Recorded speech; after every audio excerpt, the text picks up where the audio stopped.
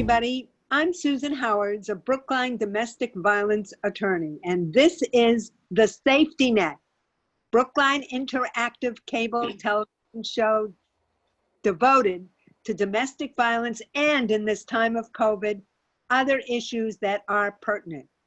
Today, we are most fortunate to have as our guest Chiquita Rice, who's an Edward Jones financial advisor in Brookline, Mass. She's worked in financial services for more than 12 years. She has her Series 7, Series 66, and recently obtained the Accredited Asset Management Specialist designation. Prior to joining Edward Jones, Chiquita worked as an auditor for both an insurance and asset management holding company. She attended Auburn University, where she earned her bachelor's degree in international studies with a concentration in Spanish.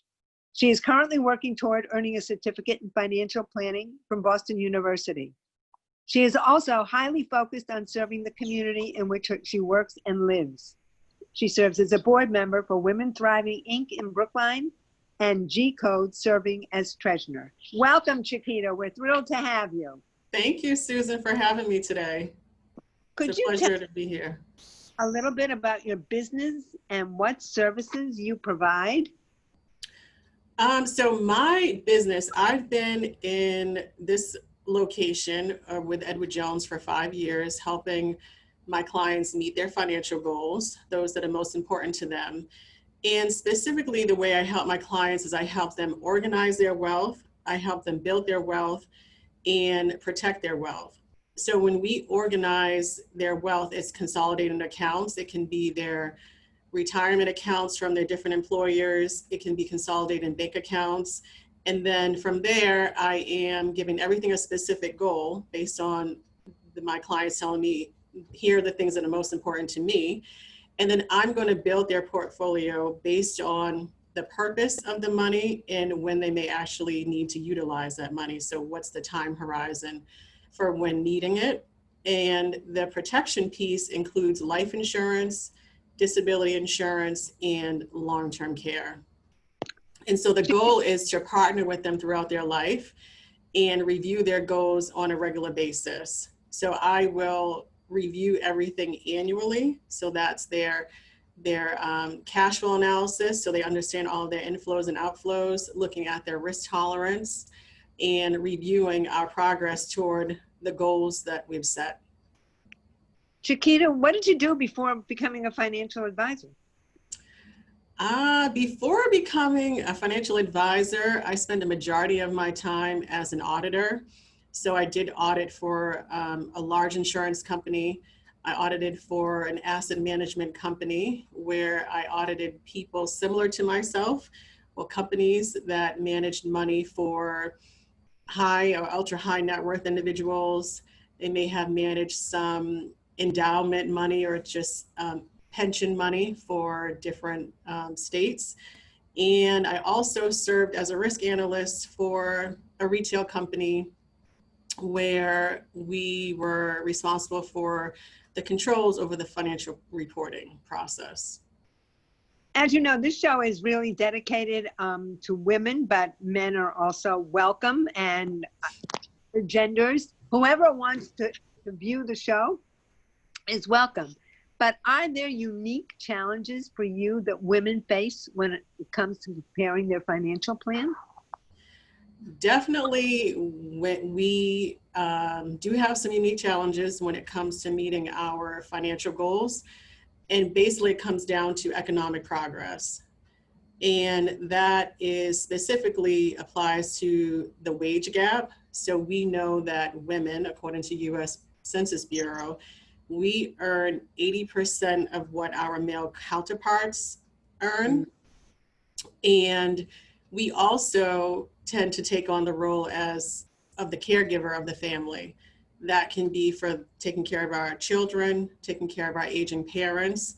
And so when we serve in both of these roles, a lot of times we're spending time away from work, more so than the male is. And what happens when we're away from work for a period of time is that this leads to lower contributions to our retirement plans. It leads to lost wages.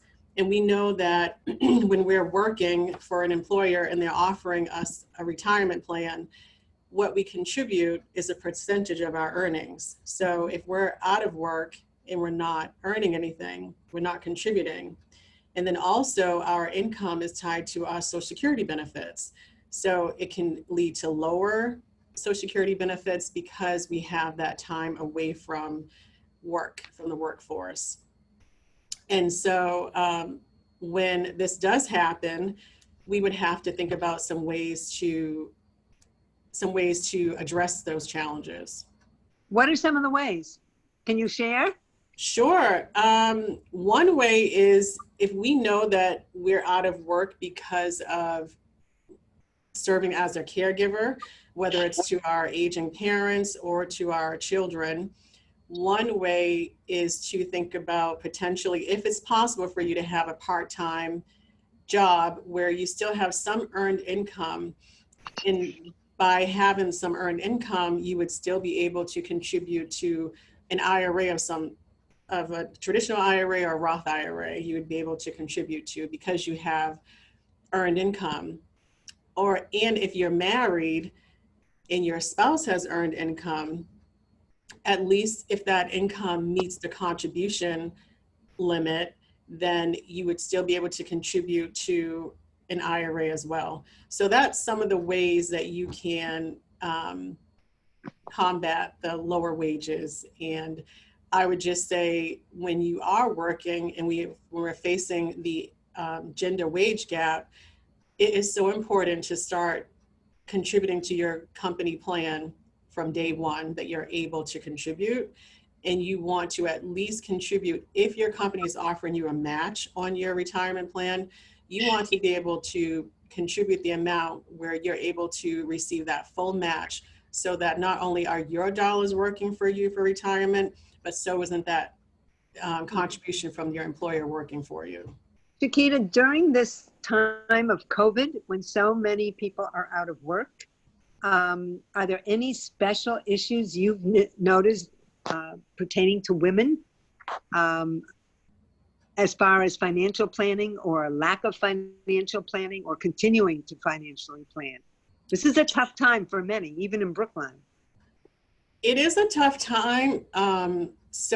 Especially now when people are concerned that they may lose their job or their hours have been cut back, I would say this is the perfect time that if you are one of these people that do not usually review your budget, I would say that's the first thing you should think about. One of the first things is reviewing your budget.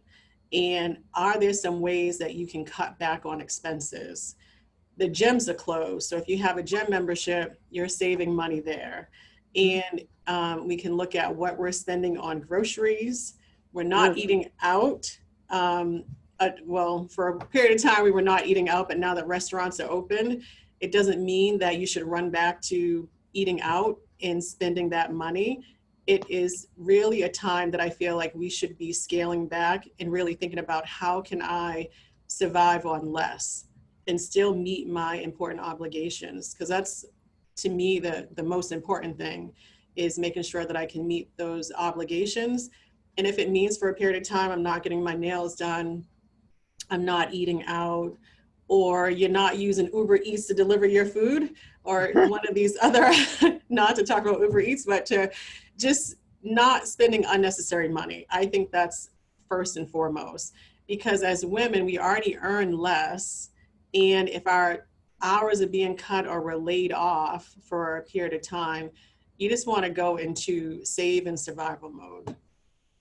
What are some of the things, given COVID, given the unemployment situation, given that probably women are facing tougher economic times than others, what are some of the steps, in addition to what you've already stated, they should be thinking about for the future? I mean, if the economy comes back slowly, if the economy doesn't come back, or if it just takes off like a rocket, what would you suggest in addition to cutting back on spending and more on savings?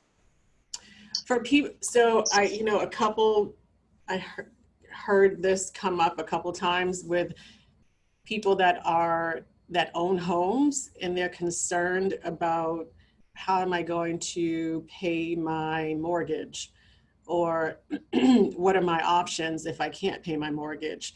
I would definitely be calling my creditors. And if you are worried that you may not be able to meet your monthly obligations, just pick up the phone and call. It's unprecedented times, and companies are willing to work with you. And no company wants you to lose your home. I don't think that mortgage companies are in the business of having you not be able to meet your monthly obligation. So there are some options. If you just call your company or search on their website, if you can't make your credit card payments, I would say call the credit card company and just explain your situation to them, and make sure that someone is willing to work with you. Same thing with your utilities. Those are necessities. So we're focused on necessities right now. Mhm. Those are the first phone calls you should be making, I would say. What is systematic investing, and what are the benefits to it? Oh, so systematic investing is a disciplined approach to saving and investing your money. So this is helpful for a couple of reasons. One, if we're just investing, it provides us the ability to be consistent with our savings amount. We're choosing how we are investing our money. But what it's also doing is it's bringing us back to our budget, because if you know what you have, your inflows and outflows, and you want to invest a certain amount each month, I just say add that to your budget, because you want to pay yourself first. So you can use it as a way to pay yourself first. You can use it as a way to, invest regularly. So that's some uses of systematic investing. It doesn't guarantee, when you're investing, it doesn't guarantee that you're going to make a profit, doesn't prevent you from losing money, but what it does is it helps you be a more disciplined investor and saver. How early should you make a financial plan? In high school, in college, when you graduate college, your first job? What would you advise young women just starting out? I would definitely say if you are just starting out and on your own, whether you just graduated from college or you're moving out of your parents' house, it's always going back to your budget. What do I have coming in, and then what is going out? So looking at, I have my rent to pay, I have these necessities that I need to pay, and especially if you are just finishing college and you have student loan debt, you want to think about how can I pay this debt off as soon as possible. So having a plan, and having a plan with an end date will help you, will set you up for more financial success by getting that debt paid off sooner than later. And then also when you're just starting off and you have your first job and your company offers a retirement plan, the same thing that I said before, you want to start contributing day one. The first day that you're eligible, you want to be ready. And if you don't understand the paperwork of what these terms mean, pick up the phone and call whoever the provider is for that plan. Or if your family has a financial advisor, or if you want to seek your own advisor, they can help you walk through and explain what this means and really what a 401k is. Also, when you contribute to a 401k, by default, you are practicing systematic investing, because it's a set amount. You chose the investments and you're controlling that amount. So let's go to the end of the spectrum. You've worked and worked and worked and worked and worked, and you're approaching retirement. Are there different goals and different plans for women approaching retirement? Yes. So if you are nearing retirement, it's important for you to have a vision. So what does retirement look like for me? And it looks different for everyone, but we all know we're going to retire at some point, but what it looks like is different. So you can determine if you want to retire early. So if you want to retire at 50 or 60, or you want to retire later in life, say 67 or 70.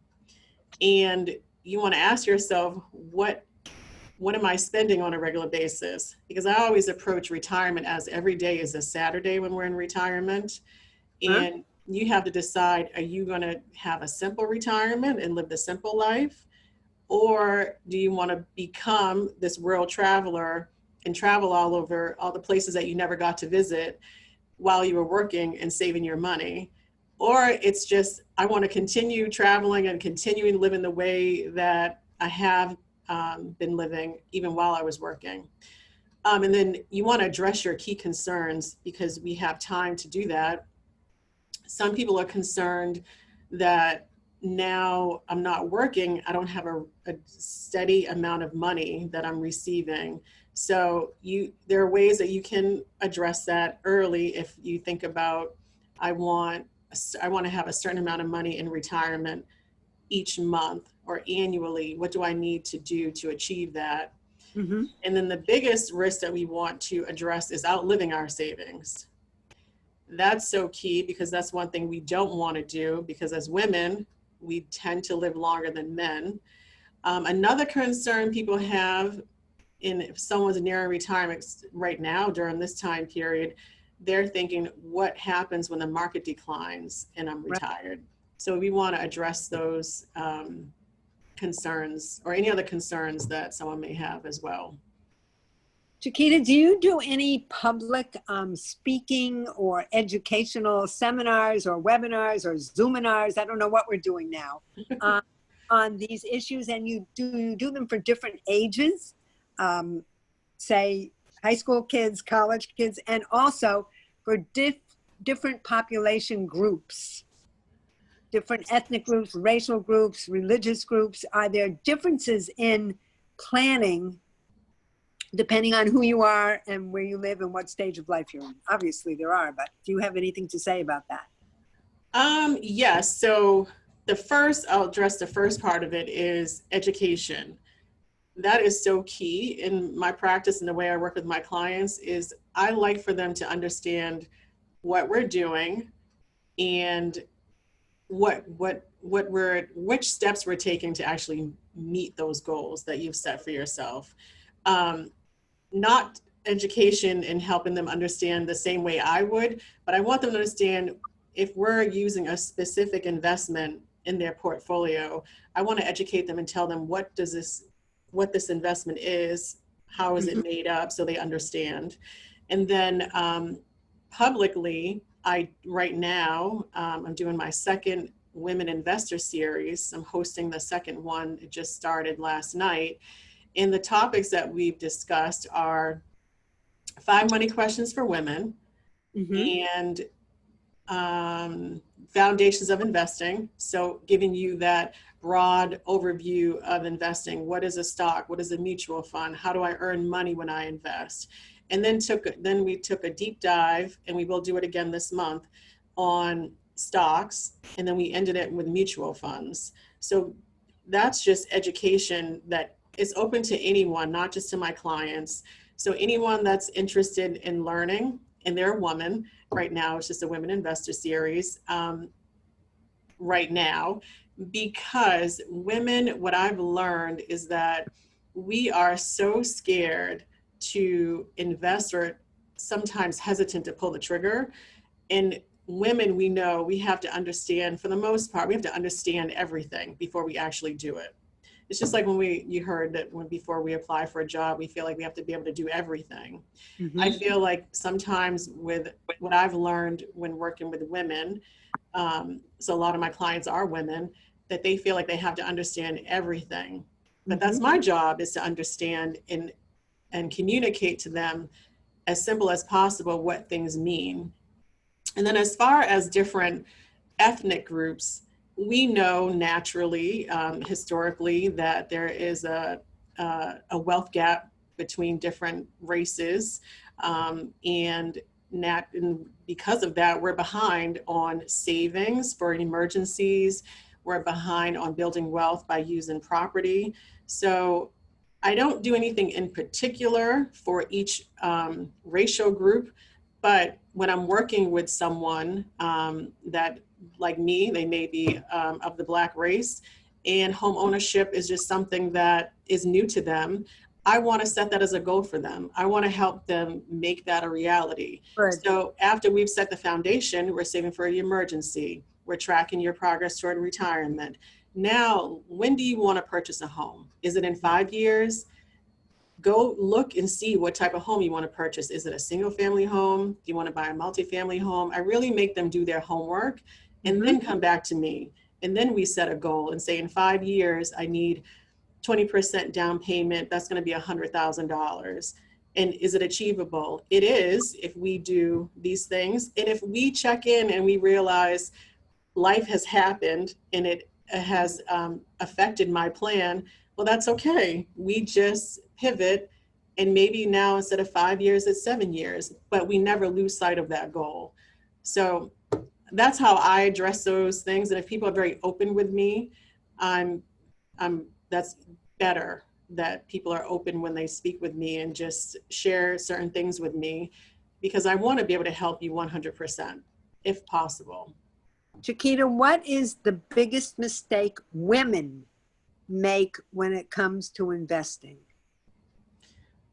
Just not getting started, just being too scared to pull the trigger, not knowing what to do. And I think women are good with asking for help. But I feel sometimes if you're a smart woman or educated woman, you feel like you should know these things, but we can't know everything. If I go to the doctor, you have to ask a question, because that's why you're there, is because you're sick. And if you come to me and we're working together, well, think of me as a financial doctor. Don't be scared to ask a question or say something because you think it's going to sound stupid, because there aren't any stupid questions, because I do what I do and that person does what they do in their profession. So I just say, get started. That's the biggest mistake. How can you get the word out to groups of women, let's say in the Commonwealth, that you can help them get started? I mean, by shows like this, by doing your webinar Women in Investment series, but how else could you get the word out to help young women, middle-aged women, elder women take that step and say, you know what, I can do this with your help? How can we get the word out? Yes. Yeah. I would say, and I always ask anyone that joins my seminars, and I love to do seminars for female-focused organizations. I'll do it for any organization, but if we're talking specifically about women, even if they meet with some women regularly for brunch, or we meet at the end of the day for dinner, end of the workday for dinner, I'm more than happy to meet with your group, and I give you a couple of topics and we'll just go through them over dinner and some appetizers. Or I'm more than happy to meet a group of women for a coffee. And from there, if you enjoyed what you heard, then I just ask you to share it with another woman. Or if you want to share the materials that I gave you, please feel free, and just when you forward on the note with the materials, just say she's more than happy to speak with you, or she's more than willing to answer any questions you may have. Chiquita, in the last minute that we have, how do people get in touch with you? How do they join your webinar, Women Investing? How can they do these things with you? What's the easiest way to contact you? I would say the easiest way to contact me is to, one, send me an email at chiquita.rice@edwardjones.com, or you can go to my website, which is www.edwardjones.com/Chiquita-Rice, and go to the event section on my webpage, and you can fill in your information, and you'll be registered for the upcoming seminars that are all there for July. The next one is July 14th, geared toward women, and we'll be discussing five money questions for women. Chiquita, thank you so much. It was delightful to have you on, and most informative, particularly during these tough times not just for women, but for all of us. All the best to you. Thank you. Thank you, Susan.